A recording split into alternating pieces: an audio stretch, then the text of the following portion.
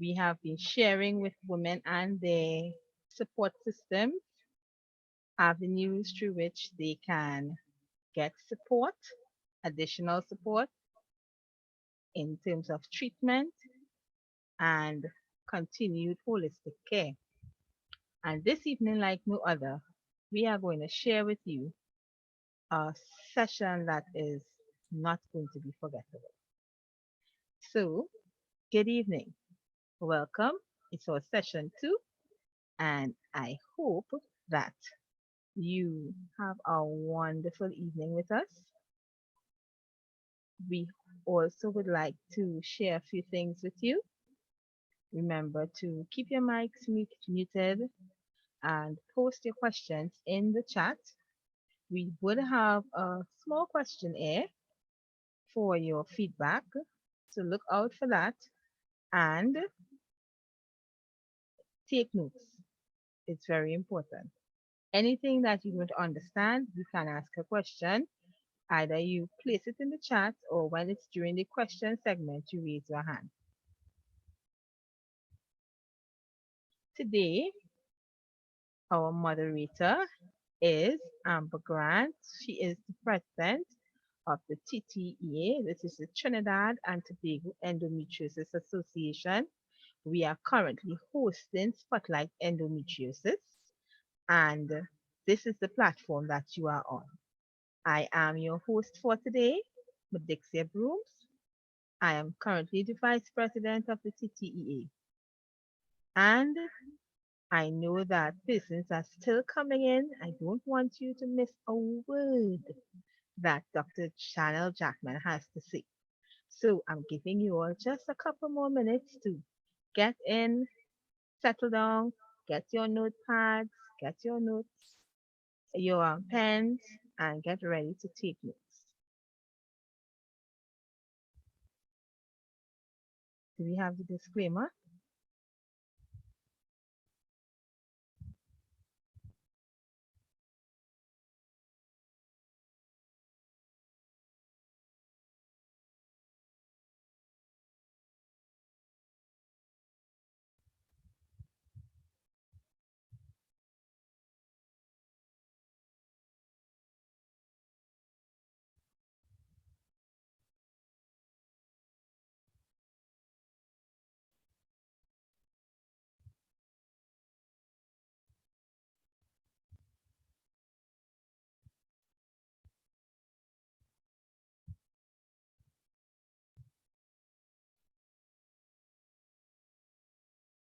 Okay, I see a few other persons have settled in.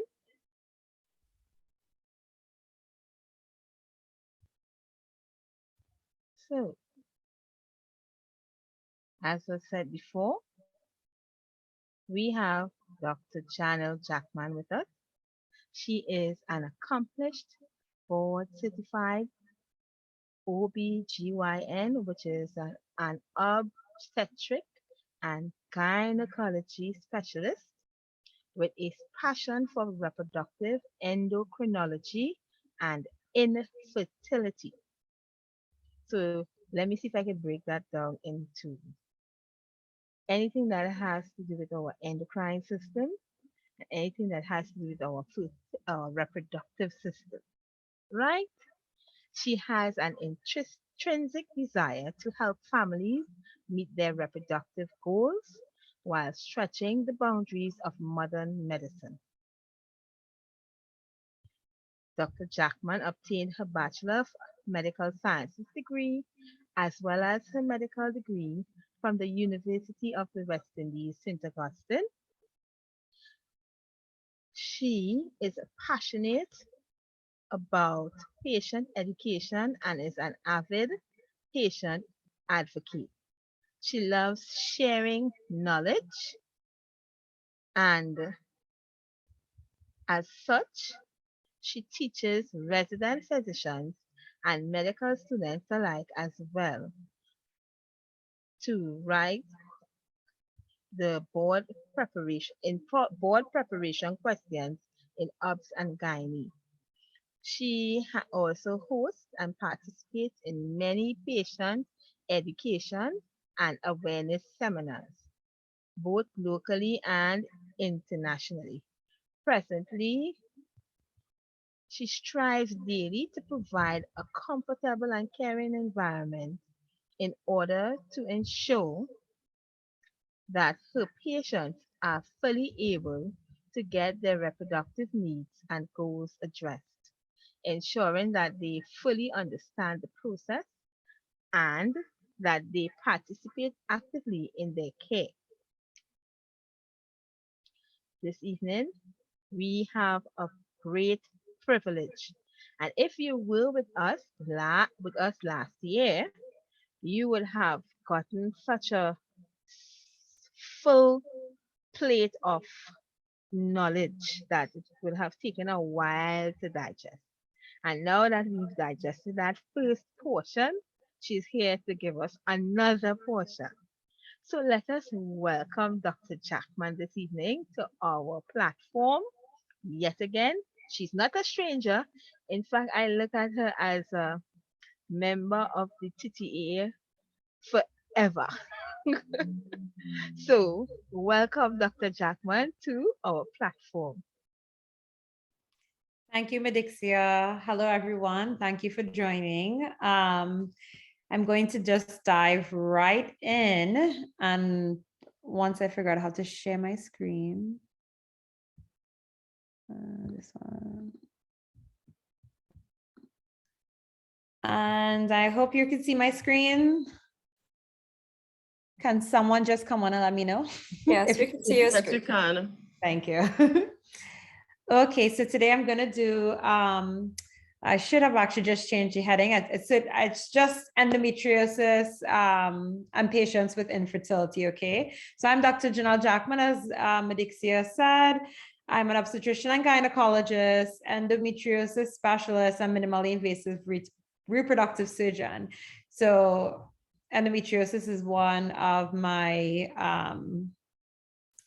specialties.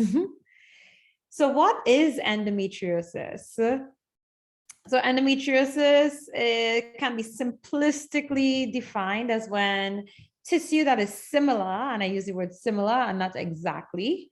So similar tissue to the lining of the uterus is present outside of the uterus. So basically this, if you see my cursor, I hope you do, is the inside of the uterus. And when tissue similar to this tissue, I should say, is found outside, so like on the fallopian tube or on the surface of the uterus or even on or in the ovary, this is what endometriosis is.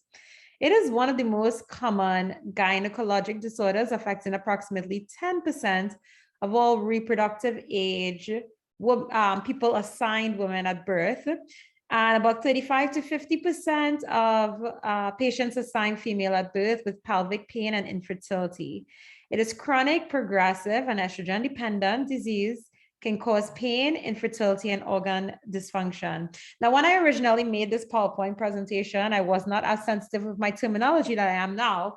So I no longer refer to endometriosis as a gynecologic disorder because it can be found literally anywhere in the whole body. And one thing I forgot to change is my terminology, woman. Now we tend to more say, people assigned female at birth because we do honor and respect that endometriosis can indeed affect men as well as transgender men. So we have to kind of be more inclusive. Patients require thorough examination with attention to their individual treatment goals, and many patients can be managed medically. However, when medical management fails or when fertility is desired, surgery is typically recommended, okay? There are several theories surrounding the pathogenesis, or basically how endometriosis occurs. And even though this table shows us for ball endometriosis, these theories are actually all the theories that they have for endometriosis in general. So one thing that is very common and a lot of people may know is what we call Samson theory, or the retrograde menstruation. And this theory cites that basically as your blood should flow from the uterine lining into the vagina and out to the vagina when you have a period, that in some patients, the blood flows backwards into the tubes, and therefore this causes endometriosis. This theory does not seem to be very all-encompassing or holistic, as there are many patients without a uterus that have endometriosis. So therefore, other theories were developed, and none of the theories in this table actually perfectly explains why people get endometriosis. So in other words, we're not quite sure. But some of the other theories that people propose is that there's metaplasia of the extrauterine cells, that's called coelomic metaplasia, and that causes endometrial cells to happen along the abdominal peritoneum meaning the lining of the abdomen. Some people also believe that it's a genetic and immune dysfunction. So when you have that retrograde flow that, you know, you're supposed to have these cells that's supposed to just clean everything up, that's not happening in some people. Iatrogenic causes. Iatrogenic just means any cause, anything that's caused basically by medical influence, meaning that, you know, it's caused by something we did. So for example, if you had surgery and the scar, for example, a cesarean section, and, you know, we get some of that lining happening at the scar site, that you may get endometriosis. And some people also believe that it happens where benign metastasis is usually used for how cancer is spread. And some people believe endometriosis happens like this in a benign way, because it is not cancer, but sometimes it seems like it may be spread in a cancer-like manner. And hence it may be spread through the lymphatic or hematological system. Hematological system is like your blood vessels. So there are many theories, but as I said, no theory quite really explains endometriosis. No theory is perfect. So therefore, we're just still really kind of a big question mark as to the real cause of endometriosis. And no two people who have endometriosis may have an identical cause. It may be that endometriosis have several causes, and, you know, we just haven't figured them all out as yet. There are several signs and symptoms with endometriosis. So if you're here today and you're somebody who experienced endometriosis, I'm sure that pain is something that you probably experience. Pain is one of the #1 symptoms of endometriosis, and a lot of people experiencing pain, especially during menstrual cycles, severe pain during menstrual cycles, may have endometriosis. So we have sharp, deep pain during ovulation. We can have sharp, deep pain during sexual intercourse, sharp pain on bowel movements, sharp pain on urination. You can have painful, heavy periods.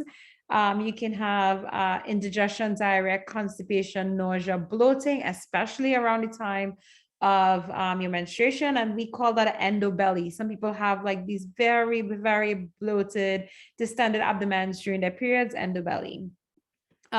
People get fatigued. People have sciatica during menstruation. So all you can see, most of these symptoms listed here are painful syndromes, because endometriosis causes a lot of pain. And sometimes, and a lot of times, it also causes infertility. So infertility, in a patient who has endometriosis and infertility, you may or may not have pain. So just because you do not have pain doesn't mean that you do not have endometriosis, as a lot of patients who present with infertility may not have pain with their symptoms. So these are some of the signs and symptoms of endometriosis. The diagnosis of endometriosis is made mostly via the history and physical exam, believe it or not. So we expect we anticipate clinical suspicion of endometriosis. It starts with a thorough clinical history. So somebody comes and tells you their history, that they have severe menstrual pain, they're unable to go to school or work because of this pain, that they have extreme pain during sexual intercourse, pain on urination, especially during their period, pain on having a bowel movement, especially during the period. And all these things just kind of sum up and sound very endometriosis-like. The word dyschezia is pain on bowel movement, by the way. And some people just have chronic pain. The endometriosis they just have pain throughout their entire, every day they have pain, and the pain is just worsened with the bowel, with the period, sorry. And for a lot of people here today, that might be you have pain, and the pain is just worsened when you have a period. So pain is highly suspicious for endometriosis. And then you do the pelvic exam. So we do a vaginal exam with our fingers. Your doctor is going to do this, your OBGYN. And we find palpable nodules or thickened areas along the ligaments that hold the uterus up, called the uterosacral ligaments. And with these two things, especially the history, we can almost make 90% of the diagnosis of endometriosis. We sometimes use a pelvic ultrasound. And the accuracy of the pelvic ultrasound really depends on the sonographer and how much endometriosis they have seen. Typically, you wouldn't really see anything drastic on ultrasound. So not seeing anything doesn't exclude a diagnosis of endometriosis.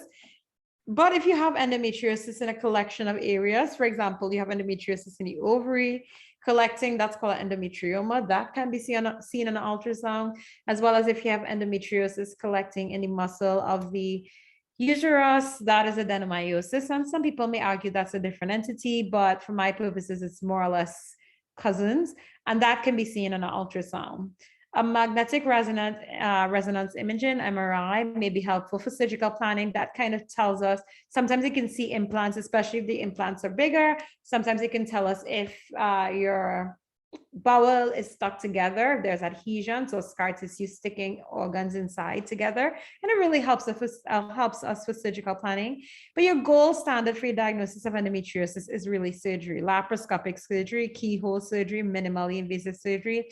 They're all synonyms of the same thing. And basically, we want to go inside with a little camera and see if we see the endometriosis deposits.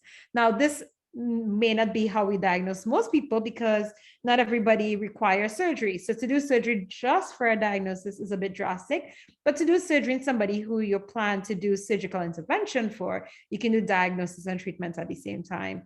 And hence, laparoscopy is the gold standard, because we can see the endometriosis. We can take a sample. We can remove the endometriosis. Sorry, not take a sample. We remove the endometriosis and send it to the lab, and the lab confirms it. It's a gold standard, but it's not necessary to make a diagnosis, where your history and your physical exam would be the most common thing in making diagnoses.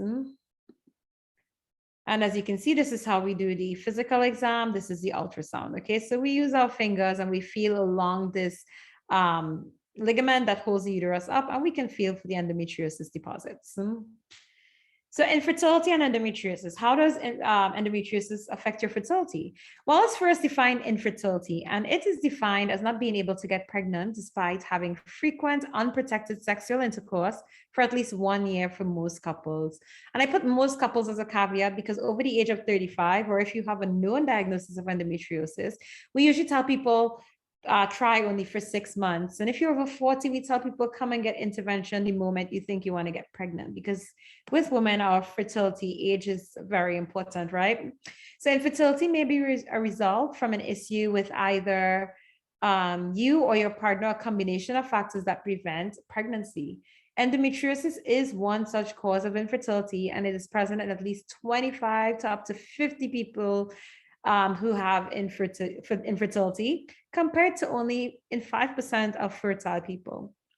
So the pregnancy rates in people with endometriosis tend to be lower than normal, whether you're trying naturally or whether you're trying with assisted reproduction, whereas like artificial insemination or in vitro fertilization, people with endometriosis tend to have lower pregnancy rates and lower live birth rates. And it tells us directly that the endometriosis itself is impacting your fertility.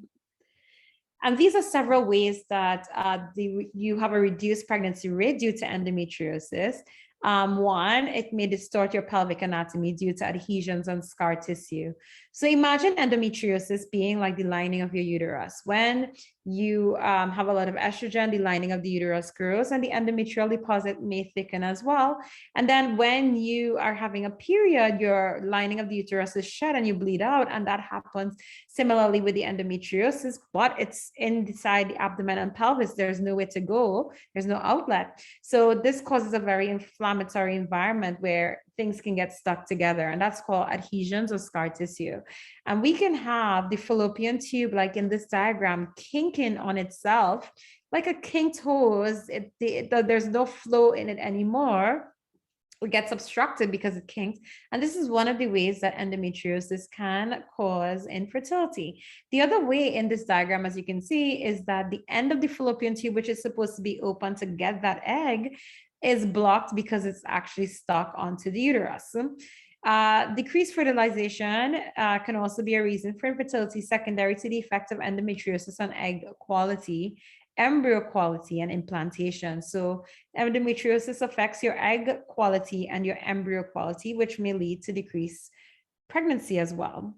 As well as endometriosis may be involved in deregulation of select genes that play critical roles in the process of implantation. Endometriosis causes a very hostile inflammatory environment inside of the uterus. Pelvic pain itself from the endometriosis may limit your desire to have sexual intercourse. And then there's hormonal and ovulatory dysregulation and recurrent pregnancy loss and subfertility. So these are some of the ways that we propose that endometriosis is causing infertility and a reduction in pregnancy rate in our patients who have endometriosis. Their general treatment for endometriosis, for major categories, I like to separate into. So expectant management really means no intervention. And this generally means that basically we're just kind of observing you, managing you, and we aren't actively doing anything for your endometriosis at this time. We're just kind of monitoring your symptoms. Most patients who present to a medical provider typically don't want expectant management, but it is a form of management. The second thing is alternative therapy. So now just one thing to be mindful of, alternative therapy includes like yoga, mindfulness, meditation, physical therapy, pelvic floor physical therapy, acupuncture, herbal medications, meditations, prayers, etc.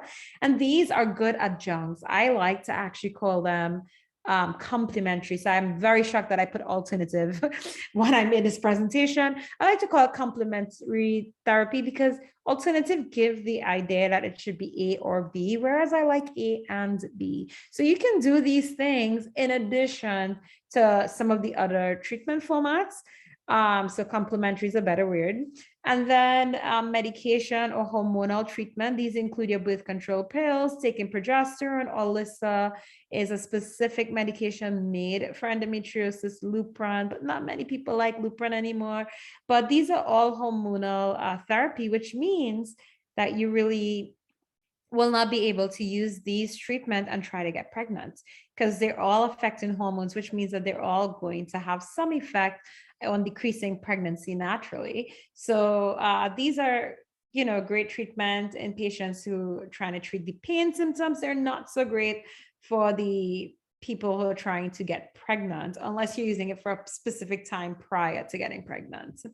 And then last but not least, minimally invasive surgery. It should have had a fifth point here, in vitro fertilization or assisted reproduction, and I do talk about it at the end of the slides.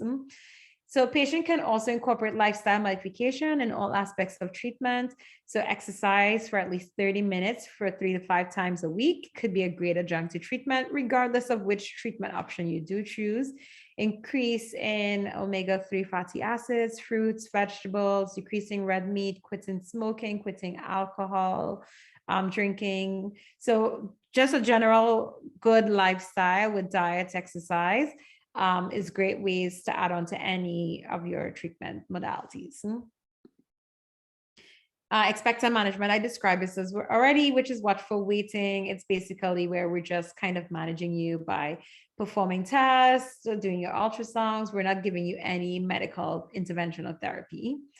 As I said, most people don't prefer this, but it's an option. Alternative therapy, as I mentioned before, are non-medical therapies that we can use to alleviate pain, as well as some people would actually argue that like acupuncture may actually help with the fertility aspect as well.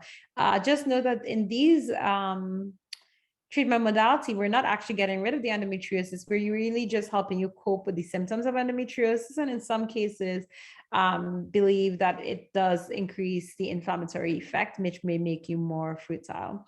No, there's no real research-based evidence that these treatment works to suppress endometriosis itself, or it will have any effect on your fertility if that's your main symptom.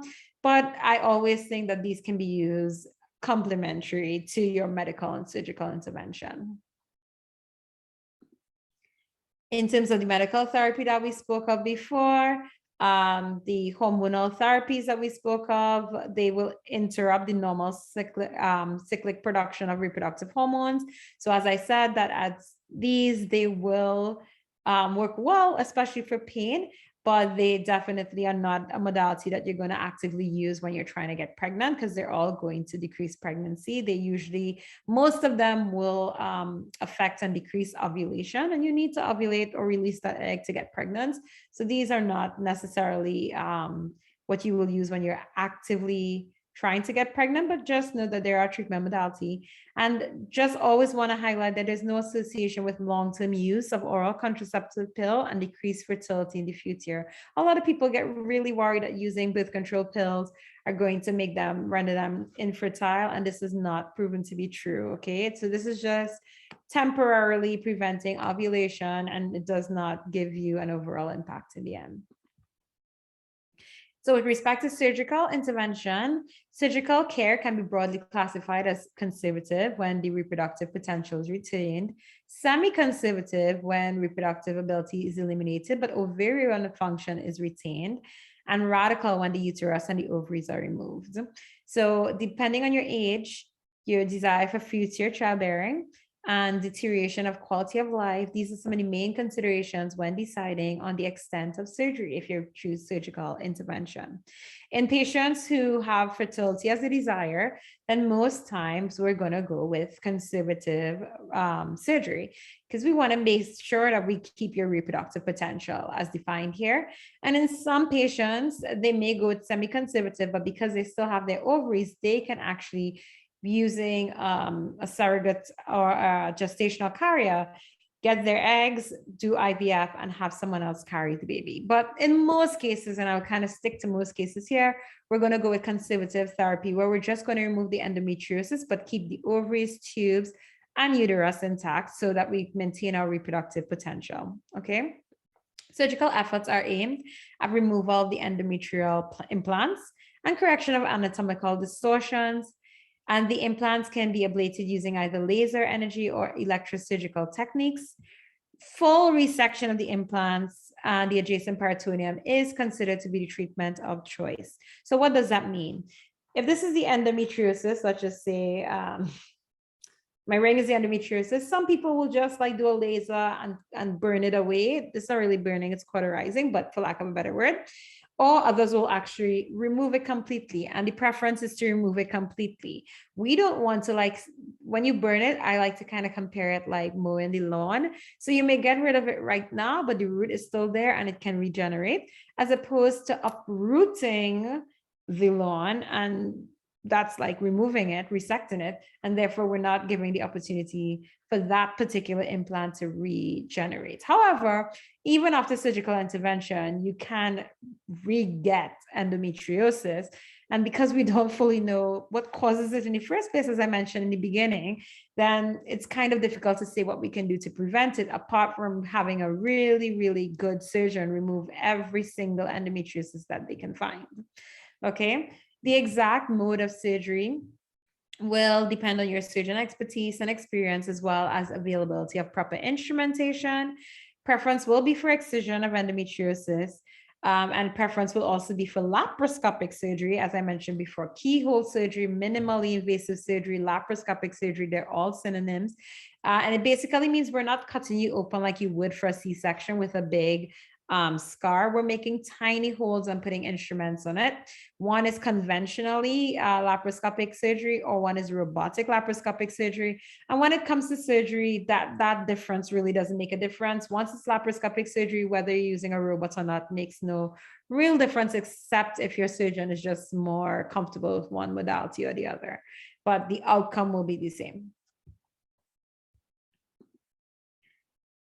So the benefit of surgery for infertility associated with endometriosis is well documented, but sometimes even after surgery, you still need a little assistance with assisted reproductive technology. So assisted reproductive technology means you're going to a reproductive doctor, which is like a more specialized OBGYN doctor, obstetrician and gynecologist doctor, and they are going to either help you to tell you exactly when you should have intercourse, or they may help you with medication and place the sperm directly inside the uterus, which is called artificial insemination or intrauterine insemination more accurately. Or last but not least, do IVF, in vitro fertilization, colloquially in Trinidad known as test tube babies, but more accurately known as in vitro fertilization, where we can create that whole embryo outside of the body and place it back into the uterus. So with or without surgery, sometimes reproductive technologies are needed. And there's actually been a recent growing tendency to bypass the diagnostic laparoscopy after a normal hysterosalpingogram and just, do reproductive technology. Okay. I worked with Dr. Cameron Najad. That's where I did my fellowship. And, he has seen an increased pregnancy rate with surgery in patients with endometriosis. But I would say those results may not be reproducible for everyone because it really depends on how good your surgeon is. So Dr. Najad, being a well-known, really excellent endometriosis surgeon, will have excellent results, but not everyone may have those results for surgery. And some people may opt to refer for reproductive assistance via in vitro fertilization or intrauterine insemination. So this is basically a peer-reviewed journal article in fertility and sterility. Fertility and sterility is one, if not the leading journal for reproductive medicine in the US. And they've published this study that showed that laparoscopic treatment of endometriosis in patients with failed in vitro fertilization, that the surgery had good outcomes in patients who failed IVF. Basically, the surgeon was Dr. Najat. As I said, he is a very experienced surgeon, very good. So not everyone may get this good results. You need to have a really good surgeon in order to reproduce these results. And this is how the surgery look. You have these ports, they're about 5 millimeters, which is half a centimeter. And the largest one that shows the camera is about 1 centimeter. And this is the surgeon on conventional laparoscopy holding the instruments and doing the surgery. So you hold the camera, and these instruments are where you actually remove the endometriosis. There's usually another hand because you usually have another assistant, and that other assistant may either have one instrument or two. So sometimes there are 3 or 4 ports. So in this example, there are 4. In this diagram, you don't see the assistant, but the assistant will likewise have 2 other instruments that we can manipulate the organs and be able to remove the endometriosis safely. So with conservative surgery, the aim is to destroy any visible endometriotic implants, analyze peritubal and periovarian adhesions, as they are the main source of pain and may interfere with ovum, that's your egg, transport, okay? It is a method of choice for treating endometriosis conservatively when you're thinking surgery, okay? When it comes to having an endometrioma or ovarian cyst with endometriosis in it, treatment can be drainage, which is not recommended at all, because if you leave the cyst wall, the cyst will just regenerate itself. So you really want to remove the cyst, and that's called cystectomy. We do this laparoscopically, which is minimally invasive, just as I showed in the previous diagram. And you really want to probably consider doing embryo or egg freezing prior to surgical intervention if it's possible. So what this means is that if you have a really large endometrioma and you're going to remove that endometrioma or that cyst, it may destroy some of your normal ovarian tissue. So sometimes people, if you have the capability to freeze eggs or freeze your embryos beforehand, this is recommended, okay? So that you can preserve your fertility after surgery.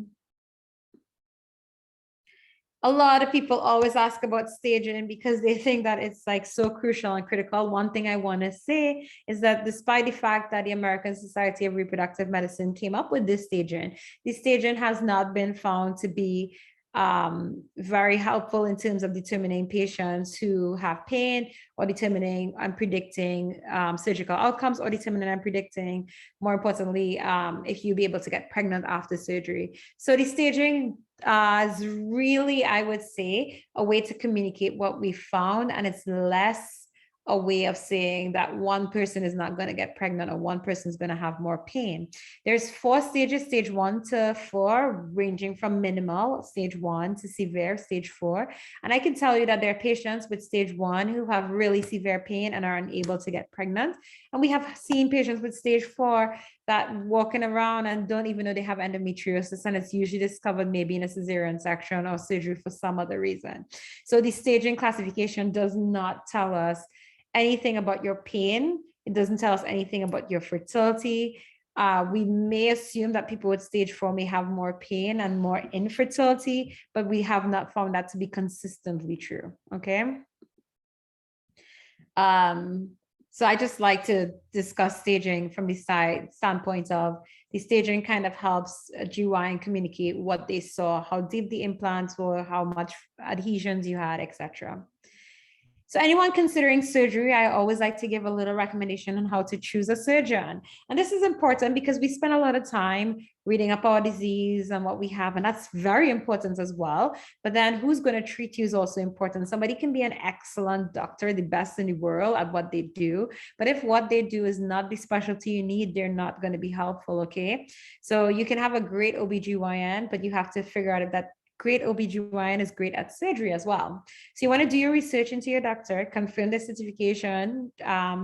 You want to see if they're minimally invasive surgical trained, how many years, how many patients they treat on average, if they are trained specifically in endometriosis, how many cases they do per day, per week, if they're well versed in different techniques of removal of endometriosis, if they perform excision surgery, if they have good reviews from other physicians, if they have good reviews from other patients, and if they're willing to educate, correct misinformation, and answer your questions, because you don't want somebody who's excellent, but you can't relate to them or you can't ask a question and feel comfortable, okay? So these things are some of the things I like people to look out for. And I like to give the example of when you're choosing a phone, you spend a lot of time looking at characteristics, you look at the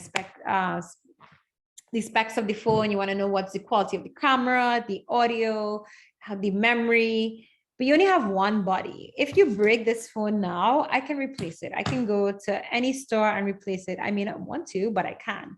But if something goes wrong with your surgery, there's only one you, and it's not easily fixable, right? It's not easily replaceable. So there's only one you. So you spend a lot of time choosing your phone, your computer, your cars, spend a lot of time researching your surgeon because your body, you just have one of your body, okay? So just take your time and do that. And last but not least, with fertility, this is not the last slide, sorry. Fertility and surgery, in addition to decreasing inflammation in the pelvis, associated toxicity to embryos and gametes, surgical treatment of endometriosis may result in enhanced uterine receptivity. Receptivity means the ability of the uterus to welcome that embryo, which is like your developing baby, okay? So patients in their reproductive years with pain and or infertility may benefit from surgical management in experienced hands. Restoration of anatomy without compromising ovarian function results in excellent pain relief and better postoperative pregnancy rates. That's the article again. And with respect to IVF, I just want people to know that also an alternative to surgery or an adjunct to surgery, in addition to surgery, you can do in vitro fertilization. So fertility treatments like this may be considered. It's basically the process of fertilization where the egg is combined with sperm in vitro, meaning that it's being done in the lab. So we monitor and stimulate a woman's ovulatory process. We remove the eggs from her ovaries, and then we inject each egg with a sperm directly in the laboratory. We allow this to form an embryo, and we place one embryo inside the uterus for pregnancy.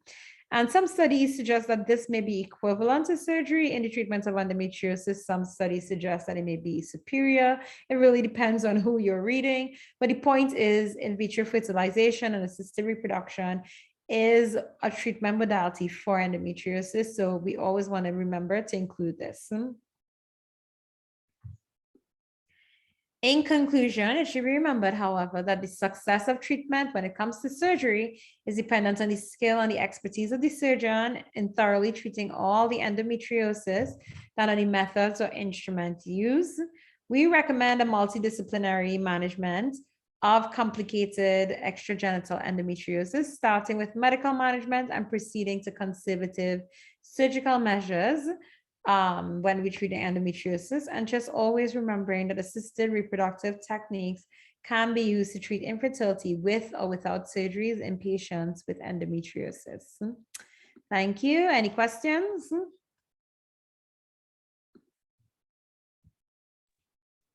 Thank you very much, Dr. Jackman.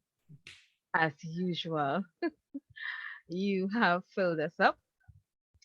And our moderator, Miss Ambah Grant, she is on point as usual.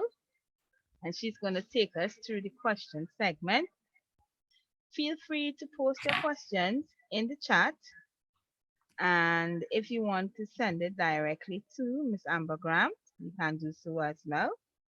If you want to stay private, and we will send it to Dr. for you. Thank you. Good evening, all. Hi, Dr. Jackman. While we don't have any questions yet, I actually have two for you. And I'm sure this is a question that persons may have, because it is questions that we tend to get through our chats on Facebook time to time. Now, you talked about the different surgeries that can occur when a patient has been diagnosed with endo. Right. What about, you did not talk about hysterectomy. And we have a lot of patients who are actually considering hysterectomy because their doctor/doctors have recommended it. They're being told it will deal with the pain. What are your thoughts on that? Well, I have two thoughts. One, remember, this is something tailored specifically for somebody who is considering fertility.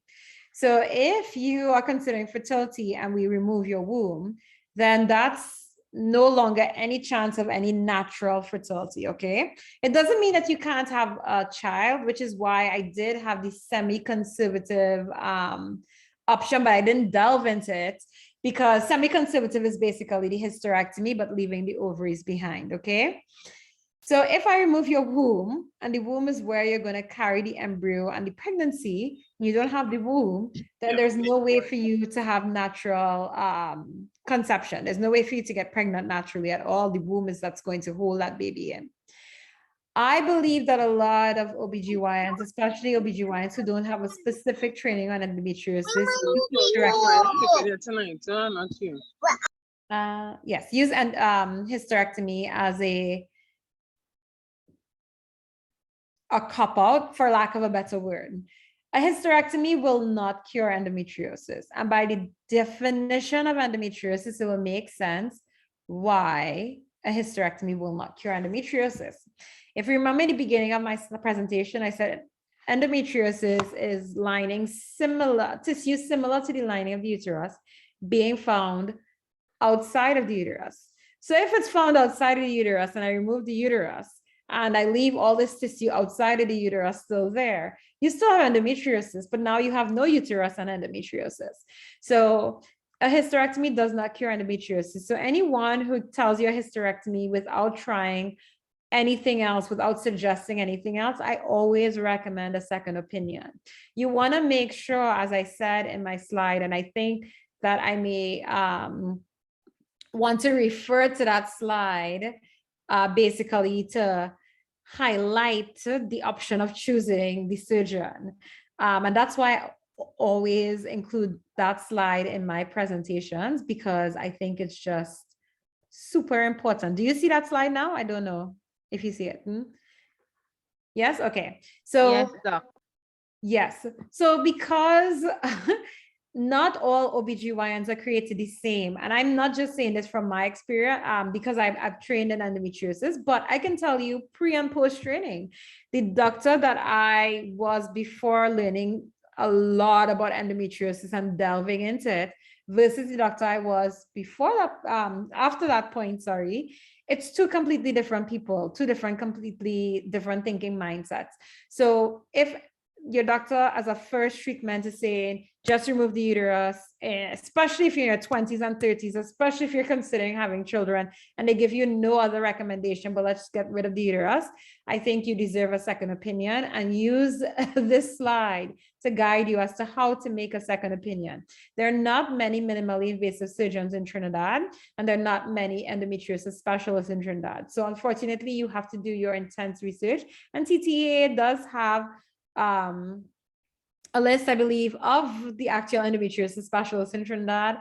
So, use your resources and find someone who is specifically trained in endometriosis.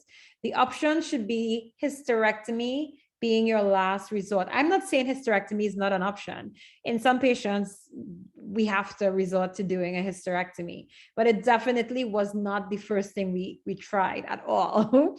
And it's definitely not usually trend of thought in our 20, 30, or even younger 40-year-olds, right? So you definitely don't want to have that as your first option, and definitely have a second opinion if that's your doctor's recommendation, and make sure that your second opinion, or better yet, make sure your first opinion is an endometriosis specialist, and just cut out that having to find somebody else in the first place. So I hope I answered that question.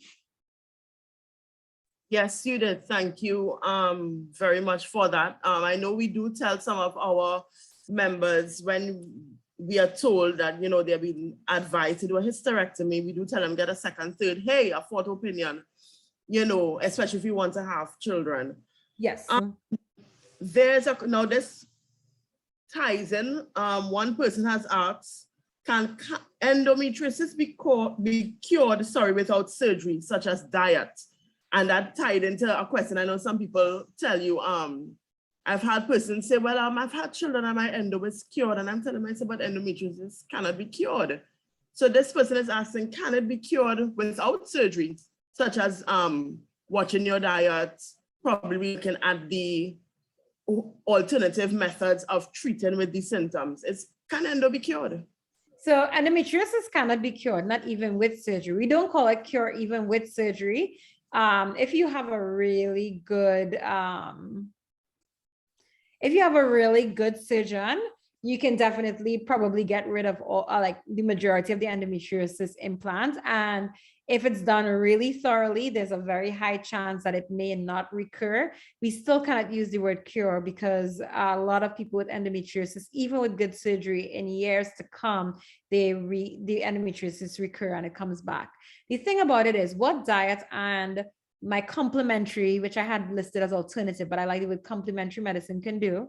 So that's your diet, that's your exercise, that's your acupuncture, physical flow therapy, meditation, all these things. What they can do is that they can potentially reduce inflammation and the effect of endometriosis, not curing the endometriosis, but they may help mitigate the effect of endometriosis. So some patients basically will say, that they weren't able to get pregnant, they had endometriosis, they didn't do the surgery, and then they tried A, B, C method, and then they were able to get pregnant. Now, one thing I would say is that endometriosis is not 100%, it doesn't 100% cause infertility. So yes, if you try over and over again, there may be a chance that naturally, even without intervention, you may get pregnant after a couple tries, after a couple years. For the majority of people, that will not be the case. So in some patients, the complementary medicine can help to reduce the inflammatory effect of the endometriosis. And by the reduction of the inflammatory effect of the endometriosis, it may be a more welcoming environment for an embryo to be implanted and grow. And that may have the effect of what some people may think is curing the endometriosis. But I can tell you that if we were to do surgery in those patients after their alternative therapy, I'm positive that we will get pathology based endometriosis. I'm sure we can find the endometriosis still, it's just not aggravated, it's not inflamed. So do I think diet and all these things can help? Yes, certainly. Do I think they will cure it? No, nothing has been proven to cure endometriosis at this time. Okay, there's another question, in the chat. Can tubal ligation cause endometriosis? Tubal ligation has not been proven to cause endometriosis, but kind of stemming from that question, patients with uterine and tubal anomalies have an increased predisposition to endometriosis. So if we use the retrograde theory, which in the beginning I said has a lot of flaws in it, but if we were to use that retrograde theory that the endometriosis stemmed from, the flow of the blood as opposed to coming down into the vagina, but the flow of the blood going backwards into the tube, then by technicality, if we remove and or tie the tube, that we're now obscuring the lumen, so that flow can't go back. So technically, by that theory, tubal ligation should not lead to anything. However, tubal anomalies or uterine anomalies, some people are born with just one tube or half of the uterus, they are more prone to endometriosis. And this kind of support the retrograde theory, because if you have a smaller uterus or one tube, it means there's a higher flow of potential of blood to go backwards into the tube. And that's been linked, but I've never seen tubal ligation being an associated cause of endometriosis. It should be somewhat a little bit of the opposite. Okay, all right. I hope that answers the question for that person. Persons with endometriosis in the bowel, can that cause infertility? Endometriosis anywhere can cause infertility because, as I stated before, in the causes, let me see if I can find that slide quickly, is that it's not just locational cause, right? This is not it. Yeah. It's one aspect is the distortion. So location will be part of it if it's kinking your tubes and stuff like that. Plus endometriosis on the bowel. It's not obvious in this picture, but the bowel is literally right behind your uterus. So endometriosis of the bowel can cause the tube to be stuck to it. So it could have an anatomical cause. But also remember the other reasons for infertility, these down here, the hormonal and ovulatory dysregulation. That can happen regardless of if the endometriosis is on your bowel, your lung, your liver, your spleen. So this hormonal influence has no dependence on location of the endometriosis. So endometriosis seems to play a part in affecting the genes with the regulation of the implantation, as well as hormonal and ovulatory dysregulation, as well as causing an inflammatory aspect, especially inside of the uterus. And this happens regardless of where the endometriosis is located. So yes, endometriosis of the bowel can still cause infertility. Okay. A person who has had, I hope I pronounce this right, ascites, A-S-C-I-T-E-S? Ascites resulting from ascites. Yes, resulting from endo. Do they have a low risk of getting pregnant after surgery? So anyone who has endometriosis has a lower risk of getting pregnant. If you're talking about the after surgery, meaning that you remove the endometriosis, if you remove the endometriosis, the ascites will be reduced, the endometriosis will be reduced, so your chances of getting pregnant will be better. But anyone who has had endometriosis automatically has a lower risk of getting pregnant. And sometimes this risk can even occur after surgery, because remember I said surgery is not curing endometriosis, we're just decreasing the amount of endometriosis you have. And I see a question earlier up to someone has a 10-year-old son trying to get pregnant, failed for several years. They were told via ultrasound they have adenomyosis. Can they still get pregnant? So adenomyosis is basically when you have endometriosis within the walls of the uterus. And it causes a very thickened wall of the uterus, a very big globular uterus. And the answer is not as clear-cut as it would seem. So adenomyosis is sometimes considered an entity of its own apart from endometriosis. I consider it cousins. I consider it part of the same spectrum. And a lot of times when we find people with adenomyosis, they also do have endometriosis implants, okay? So if you do have adenomyosis, it is going to be harder getting pregnant, but there are different types of adenomyosis. Adenomyosis can be widespread throughout the uterus, which makes your uterus a big globular basketball looking uterus, or it could be in locations, specific locations, which is called adenomyoma, kind of like a fibroid, but it's adenomyosis, right?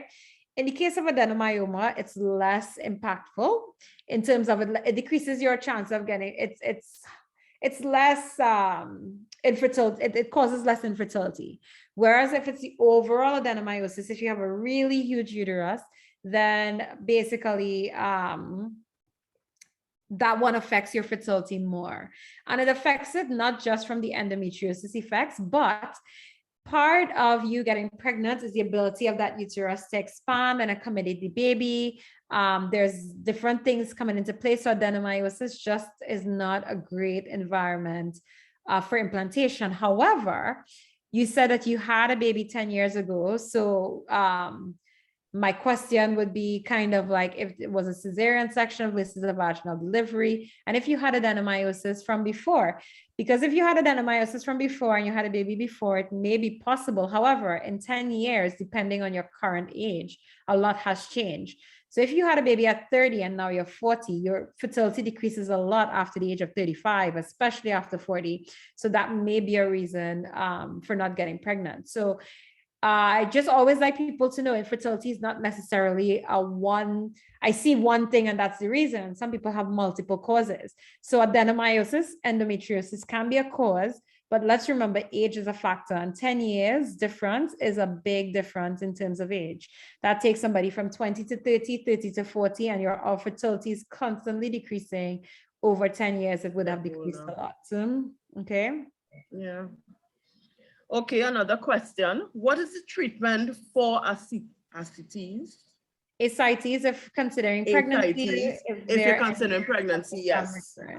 So, I mean, ascites is a bit out of the scope of this conversation. The conversation is more on endometriosis, but if you're saying that your endometriosis is causing ascites, then the treatment would be to definitely try and fully treat the endometriosis. Ascites can be caused by a lot of things. And if I go down that rabbit hole, it will probably scare you more than help you. But ascites can be caused by a lot of things. But if your ascites is being caused specifically by endometriosis, then what you would need to focus on is somebody who can definitely do a thorough surgical intervention of the endometriosis, and to really ensure that it is the endometriosis that's causing it and nothing more sinister that's causing it. And the focus should really be on the ascites. The focus should be on what's causing the ascites. The ascites is a sign. What you want to treat is the actual disease condition that's causing it. So ascites in itself is not a disease. Something is causing it. It can be caused by liver problems. It can be caused by endometriosis. It can be caused by cancer. So you really want to figure out the cause and treat the cause. And then I'm seeing someone ask, other than NSAIDs, what other medicinal options are there for the management of the pain secondary to the inflammation? So there are hormonal treatments. So other than NSAIDs, NSAIDs are like your only non-hormonal treatment that we tend to use. The hormonal treatment, there are a lot. So basically you have your birth control pills. That's basically your I think your bread and butter for endometriosis. A lot of OBGYNs will to giving birth control pills. They work by reducing ovulation. During the process of ovulation, you produce a lot of estrogen, and estrogen is thought to aggravate endometriosis. Just know that endometriosis can aggravate itself. It doesn't need estrogen from the ovary because it could produce its own estrogen. However, ovarian estrogen can make it even worse. So the theory behind the hormonal treatment of endometriosis is the fact that if we reduce ovulation, we reduce the ovarian estrogen, and we can reduce triggering endometriosis apart from the fact that it's triggering itself. Apart from birth control pills, there are these medications called gonadotropin releasing hormone agonists. So this basically means like your Lupron, and this works by, if you give Lupron over and over and over and over, you decrease the hormone, from the brain that causes ovulation. So initially you increase it because Lupron releases it, but then if you release it chronically over time, it's not getting time to regenerate, so you decrease it. So because you're decreasing the hormones from the brain that's supposed to help you with ovulation, therefore you decrease ovulation, once again, you decrease the estrogen production. There are GnRH, the same GnRH antagonist. And instead of releasing this medication, this hormone chronically to deplete it, the antagonist just blocks this hormone one time. So therefore you're blocking ovulation instantly. So that's how it causes it. Progesterone, so progestins or progesterones, they basically work by stabilizing the endometriosis. It's supposed to stabilize the endometrium, which is assumed to stabilize endometriosis as well. So it doesn't have that as an inflammatory effect. And it also has somewhat of an estrogenic effect to the rest of the body without aggravating the endometriosis. There's another medication called letrozole, also to decrease the estrogen levels. So all these hormones, basically the baseline of how most of the hormones work, other than the NSAIDs, because NSAIDs is just working on the pain receptors, on the COX inhibitors to decrease pain. But the hormone aspect, most of them are working to decrease estrogen, and most of them are decreasing estrogen by decreasing the chance of you ovulating. Okay. So in other words, all these medications, because when you're talking about the Lupron, it's a way of tricking your brain, in essence, of not producing those hormones. Well, Lupron doesn't cause the brain not to produce it. Lupron actually does the opposite. So if I delve highly into it, it gets a little confusing, but Lupron actually releases the hormones FSH and LH. FSH is responsible for ovulation. So Lupron releases FSH. But if I'm giving you Lupron, Depolupron, so it's lasting a very long time, it just has the brain on a constant release, which means that your brain is not having time to replete its stores, to get back its stores. So therefore, it will render it more or less eventually empty and having none. It's kind of like if I empty a water tank and I don't refill it. So Lupron is emptying the water tank and not allowing the brain to refill the FSH. So therefore, you will have no FSH eventually. Okay. I see that Jolene stated that her ascites is due to endo. Because she said she's had it tested. Yeah, so I would say, Jolene, that you should definitely seek an expert's help for endometriosis. I personally can't delve into like specific, one person's specific individual symptoms, because I'm not here to be a doctor it's just for generalized information. I cannot really establish a patient-doctor relationship over a Zoom, but definitely I think you should seek an expert's help, and contact the TTEA for experts in Trinidad and Tobago if you're in Trinidad or wherever you may be, so that you can really get to the roots of it, because definitely you need to have really good excision surgery to try and help mitigate the ascites that you're having. For Susie's comments with if hormone treatment is for a lifetime, basically, hormone treatment will be for as long as the symptoms bother you. So if, let's just say, pain is your major symptom, because as I said, you don't really use it when you're trying to get pregnant, when you're actively trying to get pregnant, because they're all preventing you from releasing the egg that you need for pregnancy. So basically, if you're using it for pain, then you use it for as long as you have the pain, or as long as you can not tolerate the pain. Some patients, after a prolonged use of the hormones, actually would stop and realize that they no longer have the painful syndrome, so they can go without it. And other patients are going to be on these medications, I wouldn't say for life, but at least till menopause. A lot of patients with endometriosis, when they go into menopause, they're actually not going to have severe symptoms, even though some people would still have symptoms even beyond menopause, but majority of people will not have as severe symptoms post-menopause. So we usually treat till menopause. Some of the medications like the GnRH antagonists, they actually have a limitation of 2 years usage by the FDA. However, a lot of doctors, we would do the necessary tests to make sure that you don't have any negative side effects, and some doctors will continue it beyond 2 years, but you have to be on strict monitoring to make sure you don't have the side effects. But generally, they're recommended for 2 years. But the birth control pills can be used up until menopause or until you need it. And if it's really severe, then you may want to consider surgery when we're talking about pain. Right. One person, I think I cannot pronounce her name and I would not try it. She's asked if, she says one of her symptoms is heavy bleeding. It started around 40. I know you would have covered that. So if you want to repeat that for her again, please, Dr. Jackman. One symptom of endometriosis is heavy bleeding. However, it's not going to be heavy bleeding in isolation. There are many things that cause heavy bleeding, especially in someone in their 40s. You can be perimenopausal, going into menopause, that can cause heavy abnormal bleeding. So just an isolated symptom of heavy bleeding that started at the age of 40 is not convincing enough on a history for me to think endometriosis. But if you do couple that with severe pain and some of the other symptoms on this slide, it would be more convincing. But just heavy bleeding, I would say no. And I would recommend, if it's really heavy, to make sure that you're not having anemia, as well as to seek the advice of your OBGYN just to work up and see what it possibly can be. Kian has asked, will pain return? What are the chances it will return after surgery? Do we have any percentage or anything like that it will return, that pain? Well, I can't give a percentage for the simple fact of the matter that not all surgeons are the same. So if you go to a general OBGYN who does not do a lot of endometriosis surgery, they may not remove all the endometriosis, so your pain may never actually leave. Even if you go to someone who's extremely skilled and they remove all the endometriosis you see, remember, endometriosis cannot be cured, so it can recur, which means the pain can recur.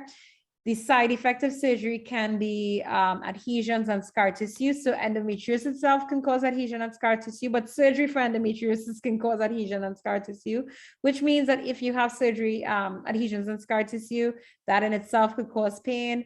So it's not a direct answer, unfortunately. A lot of patients, if they have really good surgeons do their surgery and remove all the endometriosis, will have a very long pain-free period, but it differs from person to person, and some people never have, the pain never goes away.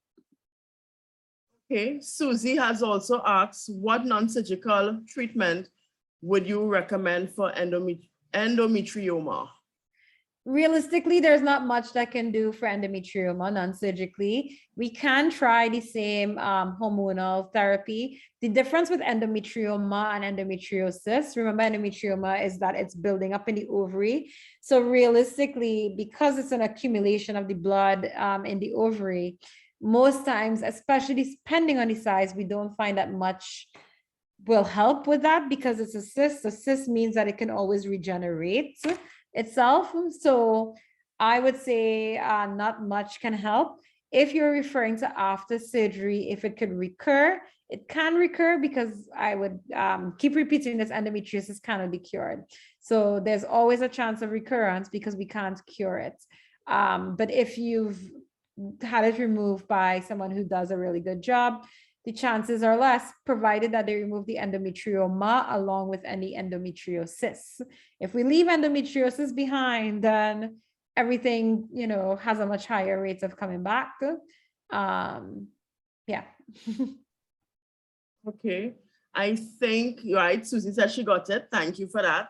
I don't think we have any more questions. There are no questions from Facebook. So I would like to thank you, Dr. Jackman, for feeling the questions from our participants tonight. I think they got a good understanding of what may or may not work. And it goes back to getting or partnering with someone who has expertise in endometriosis and making sure that that person is aware of the updated research in endometriosis, as well as trying their best to have the gold standard for care for patients, right? So thank you, Dr. Jackman, and I put you back over to Madixia.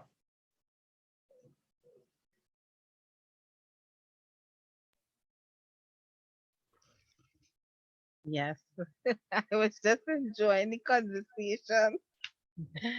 I didn't even realize it was coming back to me. I was just, getting so happy that so many persons got answers.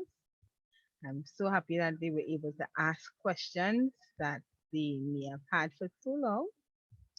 I thank you all on the Facebook for viewing and participating. I thank you, those who are on the Zoom, for participating and being here. Without you, it could not be a success. This is for you. So in order for it to be a success, we have to see you to give it to you. So next month, we'll have another session added, and we'll send out the link again. And I'm sure it's going to share a lot of information as you would have gotten today. We want to continue giving our thanks to Dr. Jackman as well. She would have provided you with a wealth of information. I know that many of you may have more questions. You can go to the Facebook page, www. On Facebook, it is Trinidad and Tobago Endometriosis Association, and our Instagram is Endo Assos TT. I can please put it in the chat so because I'll have to spell it out so that persons will get it clearly. And you can send us, you can link with us on our support group as well. To join our support group, you can send us that information via Facebook and we will link with you to join the support group. We are so happy that you were here. We hope that if you have any additional need for information and support, you can find it with the Trinidad and Tobago Endometriosis Association because we are here to provide you with the support and information for you and your families for all of those who will need endometriosis support. I thank Dr. Jackman again. I thank the members of the executive who are present. I thank the other members of the team, and I pray that you have a wonderful week ahead. Again, endometriosis does have a cure. We're still looking for it. But while we are looking, we are going to provide the support, education, and the alliance to help our women and girls go through this disease, not unscathed, but supported. So please have a blessed night and weekend. Enjoy your holiday, those of you in Trinidad and Tobago.